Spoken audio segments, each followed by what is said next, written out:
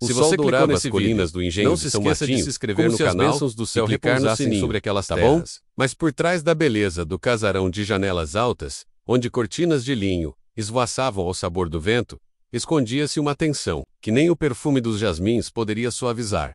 Isabela de Albuquerque Camargo tinha 23 anos. Era filha do comendador Otávio Camargo, senhor de terras, de engenho e de destino, conhecida em toda a capitania da Bahia pela beleza gélida e postura impecável. Isabela deslizava pelos corredores como uma pintura viva, menos pele alva. Cabelos em anéis, costenro clarus, sempre presos com pérolas. Olhos verdes de julgamento constante. Newcastle era o tipo de mulher que, segundo as comadres, nascera para mandar, não para amar.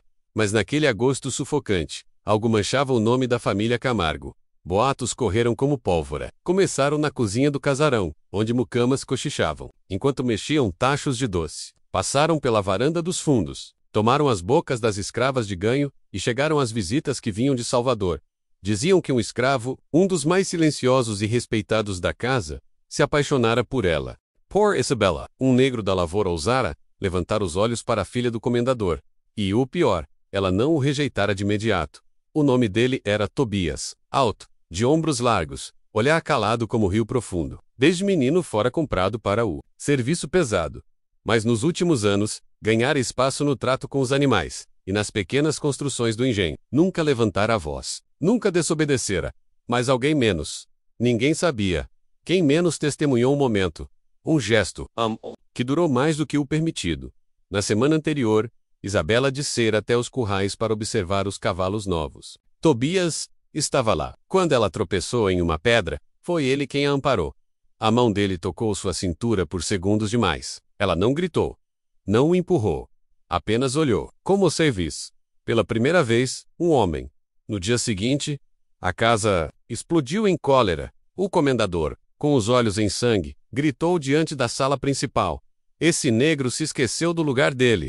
E, minha filha se rebaixa ao silêncio diante de tamanha desonra. Isabela manteve-se ereta, impassível. Não aconteceu nada menos, disse ela, com a voz fria. Mas era tarde. Tobias foi açoitado diante de todos, amarrado à coluna central do terreiro. 20 chibatadas para lembrar-lhe que amor não era direito de sua raça. As mucamas choravam baixinho. Isabela observava da janela. Não virou o rosto. Não, mas suas mãos apertavam o lenço com força. A punição, porém, não terminaria ali. Se este escravo ousou sentir algo por uma Camargo, rugiu o comendador, e minha filha ousou calar, então que ela saiba o que é viver do lado de lá. Será banida da casa por tempo indeterminado, vai habitar entre eles, vai servir, vai comer o que eles comem, dormir onde eles dormem. Um murmúrio de horror percorreu a sala. A mãe de Isabela desmaiou. Pai, isso é desumano, mas é desumano. É permitir que uma branca nobre se cale diante do desejo de um escravo. Isso mancha nossa linhagem, e assim foi feito. Na manhã seguinte, Isabela foi obrigada a tirar o vestido de seda. Deixaram-na com um vestido simples de algodão grosso. Nada de sapatos finos. Foi conduzida por 2 capatazes até a senzala do velho galpão, usada apenas como alojamento para alguns escravos que trabalhavam na parte superior do engenho. Lá, entre esteiras de palha e cheiro de fumaça, estava Tobias, sentado, encostado, a uma pilha de sacos, com as costas ainda marcadas pela chibata. Seus olhos encontraram os dela por um instante. Ela desviou o olhar. Um canto escuro foi preparado para Isabela. Não havia quarto. Não havia criadas. Apenas uma esteira estendida no chão de barro batido. Um velho balde com água. E silêncio. Tobias voltou aos seus afazeres como se ela não estivesse ali. Assim terminou o primeiro dia. A filha da nobreza, cercada do lama, fome e murmúrios. E o escravo, marcado, ainda de pé, a poucos metros de onde ela dormiria. O orgulho dela não havia morrido. Mas algo, sem nome, começava a se mover no fundo do seu olhar. O segundo dia começou com um galo cantando. Em meio ao nevoeiro baixo, a névoa pairava sobre o campo como uma mortalha cinzenta abifando os suns. Confundindo formas, Isabela acordou com o corpo dolorido. Nunca havia dormido sobre palha. O cheiro de mofo, a umidade que subia pelas tábuas, os sussurros dos primeiros escravos se levantando. Tudo era diferente. Tudo era agressivo. Ela tentou se levantar com elegância, como se ainda estivesse em seu quarto com varanda. Mas o vestido áspero e a ausência de criadas transformaram o gesto em algo patético. Cambaleou até a bacia de água fria e, pela primeira vez, viu seu rosto refletido em uma superfície que não era espelho. Estava pálida. Os olhos, fundos, a boca, sem cor, tocou os próprios cabelos, e sentiu a oleosidade. As trancas J.C. desfazia. Nenhum pente, nenhum sabão. Do lado de fora, vozes. Rissos. O dia começava, mas não para ela. Quando Tobias passou pela porta da senzala, carregando um saco de milho, seus olhos se cruzaram. Ele não falou, apenas olhou e seguiu. Isabela apertou os lábios. Ela não disse bom dia. Ela não diria bom dia. Meio-dia, uma velha chamada Dandara entrou com uma tigela de barro. Prato dos de cá menos murmurou. Farinha. Um pouco de feijão. Come enquanto está quente. Isabela fitou a tigela como se fosse veneno. Isso não é comida. É o que tem menos. Respondeu Dandara, já saindo. Quem tem orgulho, passa fome. E Isabela passou fome. Não tocou no prato. Sentou-se no canto da senzala, os braços cruzados, o olhar fixo na parede de barro. Ao longe, ouvia os risos das crianças escravas, brincando com pedaços de madeira. O som da vida continuando mesmo na lama e ao entardecer, uma tempestade se armava. O céu ficava da cor do chumbo, e o vento balançava a palha do telhado. Tobias entrou, encharcado, deixando marcas no chão de terra. Ela o encarou. Com desprezo. Você não tem vergonha? Ele não respondeu. De olhar para mim daquela forma? De fazer meu pai me mandar para cá? Tobias olhou para o balde de água, depois para a esteira dela. Caminhou até um canto e começou a espremer uma camisa molhada. Isabela se ergueu. Estou falando com você, escravo. Ele levantou os olhos. Não havia raiva, não havia medo. Apenas aquele silêncio que a irritava mais do que gritos. Eu não pedi que ficasse aqui, disse ele. Por fim, com voz rouca. Ela empalideceu. Como ousa falar comigo? Eu só trabalho. E virou-se de costas. Isabela sentiu um calor subir-lhe à face. Um misto de raiva e humilhação. Correu para fora da senzala. A chuva despencava. Seus pés afundaram na lama. O vestido encharcava-se. Ela correu, tropeçou, caiu de joelhos no meio do matagal. Eu odeio este lugar. Gritou. Para ninguém. Eu odeio todos vocês. Lágrimas se misturaram à água da chuva. Horas depois, alguém a encontrou desmaiada. Fria. Tremendo. Tobias a carregou de volta. Nos braços, colocou-a sobre a esteira. Dandara correu, acendeu um fogo. Trouxe um pano. Chá de raiz. Ela estava febril. Mas Isabela não soube disso. Dormiu por 2 dias. Quando acordou, o teto de palha ainda estava ali. E Tobias também. Ela quis xingá-lo, mas a voz não saiu. Ele estava sentado perto da porta. Costurava uma tira de couro com uma faca cega. Calmamente. Como se nada tivesse acontecido. Ela virou o rosto. Não preciso da sua ajuda, menos sussurrou. Ele não respondeu. Apenas deixou uma tigela de água morna. Eu, Leito dela. E saiu. Naquela noite, ela ouviu os passos dele se aproximarem e pararem ao lado da própria esteira. Tobias estendeu o pano que usava como manta. Não ofereceu. Apenas cobriu os próprios ombros e deitou no chão. A poucos metros de onde ela estava, Isabela ficou imóvel. Sentia-se suja, traída, desprezada. E pior, sentia que ele não a via mais. Como nobre, não como superior. Era como se ela fosse apenas uma mulher qualquer. Aquilo a consumia. E ali, no silêncio da senzala, pela primeira vez ela se sentiu inferior. Os dias seguintes trouxeram uma calma estranha, como se uma tempestade tivesse passado e deixado um campo inteiro por reconstruir. Isabela, embora ainda ferida no orgulho, começava a observar mais e falar menos. Seu corpo se recuperava da febre, mas o que doía mesmo era o silêncio. Ao frio que Tobias lhe dirigia menos, ou talvez fosse indiferença. Era como se ela não fosse ninguém ali, nem nobre, nem mulher, apenas mais uma presença, respirando o mesmo ar da senzala. Uma manhã, ao acordar, notou que o balde de água estava cheio, a lenha empilhada ao lado, um pano limpo deixado dobrado ao lado de sua esteira. Tobias já estava no campo, e ninguém mais tivera acesso à senzala naquela hora. Ela não entendeu.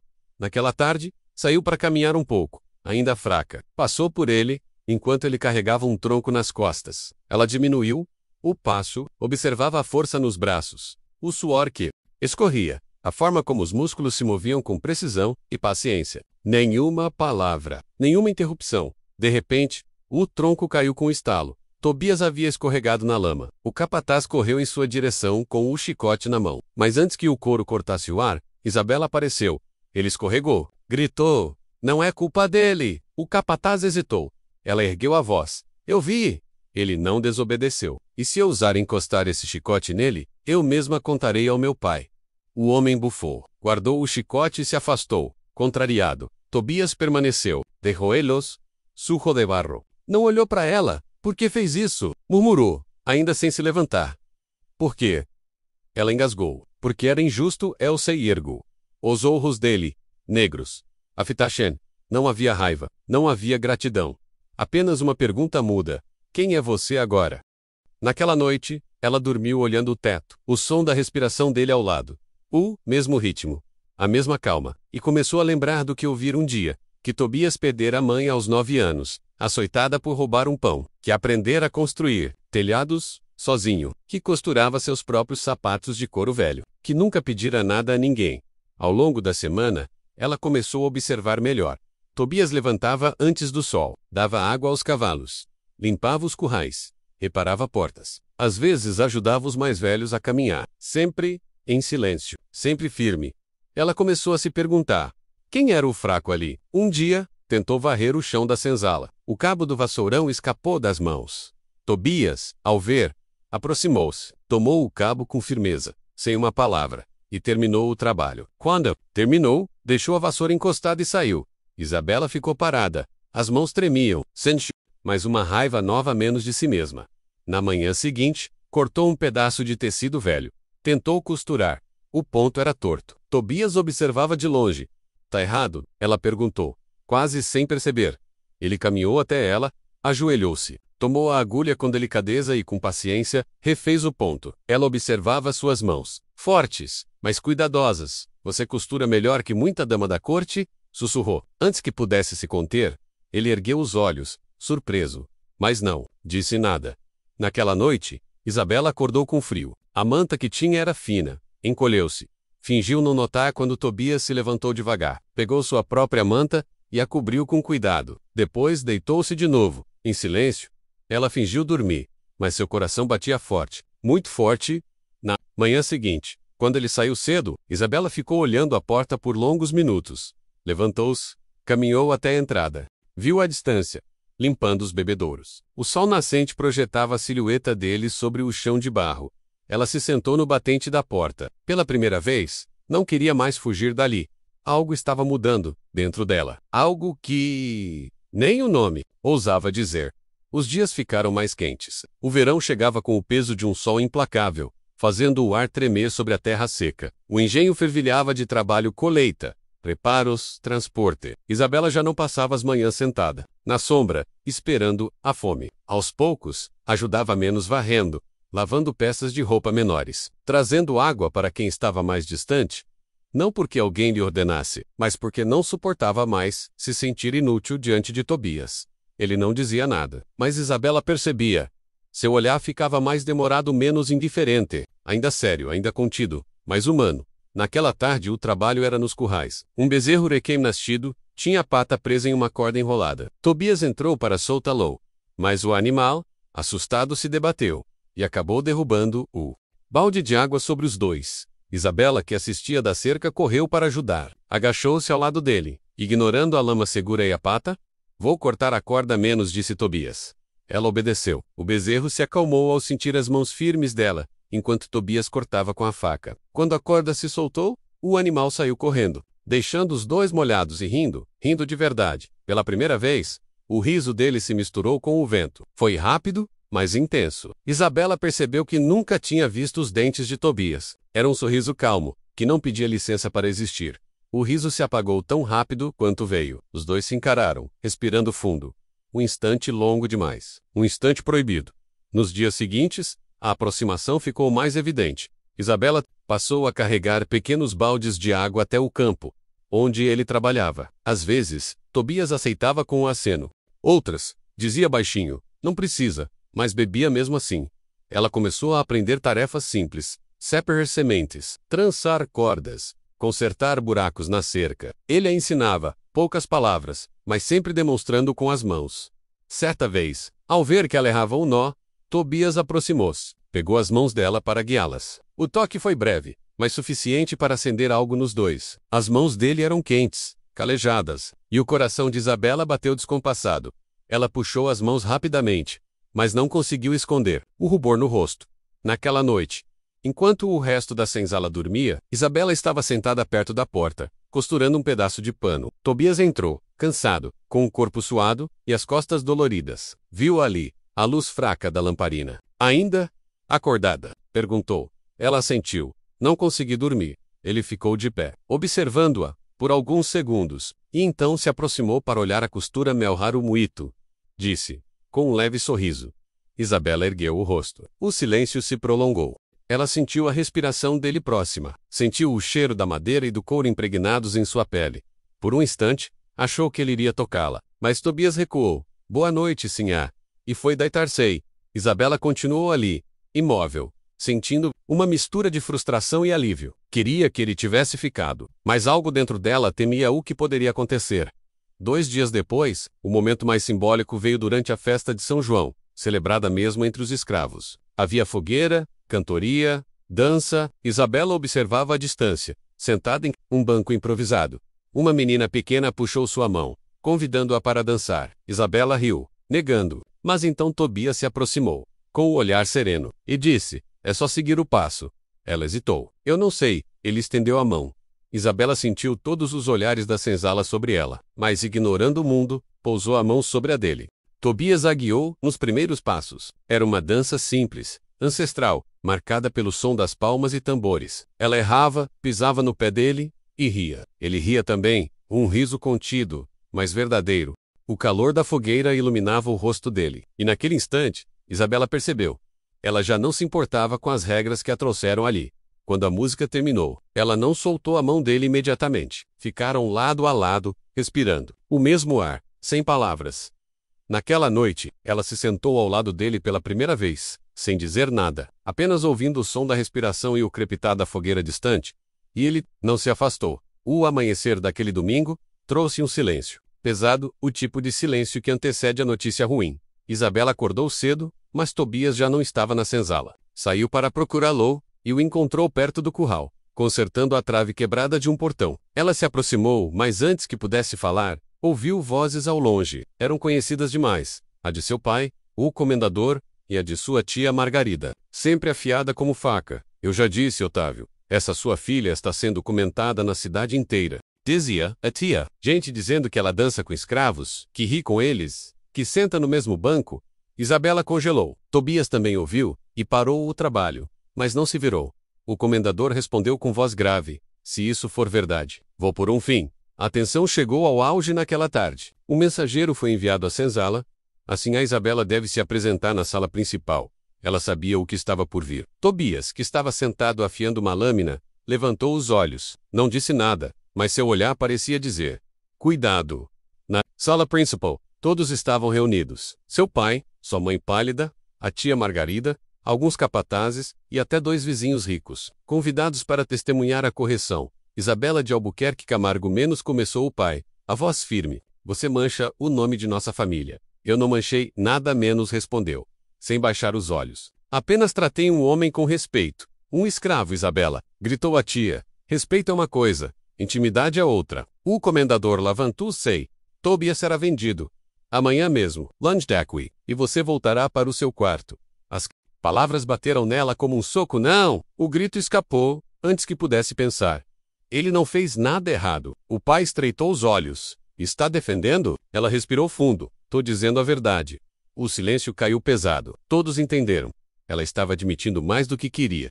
No final da tarde, a decisão estava tomada. Tobias foi acorrentado no depósito, à espera do comprador que viria. A corrente era curta, presa a um pilar de madeira. Ele ficou sentado, tranquilo, como se não fosse o próprio destino que estivesse em jogo. Isabela entrou no depósito sem ser vista. A luz que entrava pela fresta da porta iluminava o rosto dele. Eles vão te levar amanhã, disse, ofegante. Para longe, ele ergueu os olhos, sereno, já esperava. Tobias. A voz dela falhou. Eu não posso deixar, não. Pode. Ele sorriu de canto. Você é filha do homem que manda aqui. Pode tudo. Ela ficou em silêncio. Sabia que não era verdade. Sabia que no fundo estava tão presa quanto ele. Mas naquele instante, algo nasceu dentro dela. A decisão de agir, mesmo que custasse tudo, eu vou dar um jeito, disse. Nem que seja a última coisa que eu faça. Ele não respondeu, apenas a olhou com um misto de incredulidade e orgulho. À noite, o engenho dormia. Isabela caminhava em silêncio pelos corredores, com o coração batendo tão forte que parecia Dunanchia lá. No bolso do vestido, carregava uma pequena chave, que havia encontrado nos pertences do capataz. Ao se aproximar do depósito, ouviu passos atrás de si. Era Dandara, a velha escrava que sempre a observava com olhos atentos. Sim, se for fazer, faça direito. E entregou-lhe um pedaço de pão embrulhado em pano. Ele vai precisar de força. Isabela assentiu, sem dizer nada. Quando abriu o cadeado da corrente, Tobias não se moveu imediatamente. Ficou apenas olhando para ela, como se quisesse gravar aquele momento para sempre. Se você sair, nunca mais volta menos. Disse ela, sussurrando. E se eu ficar, não sobrevivo. Respondeu. Isabela respirou fundo, então corra. Ele se levantou. Por um segundo ficaram frente a frente, tão perto que bastaria um passo para que se tocassem, mas ele se virou e sumiu na escuridão. Na manhã seguinte, o comendador acordou com a notícia. Tobias havia desaparecido. E Isabela, estava no quarto. O amanhecer trouxe gritos, correria e cavalos sendo selados às pressas. O comendador ordenava buscas por toda a região. 2 capatazes juravam ter visto Tobias cruzar o rio durante a madrugada. Mas o que ninguém sabia é que Isabela estava com ele. A fuga começara logo após deixarem o engenho. Seguiram pelo mato fechado, guiados pela lua e pelo instinto. Tobias caminhava à frente, carregando um facão para abrir caminho entre as folhas. Isabela, ofegante, seguia atrás. Com os pés descalços e o vestido rasgado, ainda podemos voltar, disse ele, parando por um instante. Você não nasceu para isso. Eu nasci para respirar, respondeu ela. E aqui, pela primeira vez, sinto que posso. Ele não respondeu, mas algo no olhar dele mudou.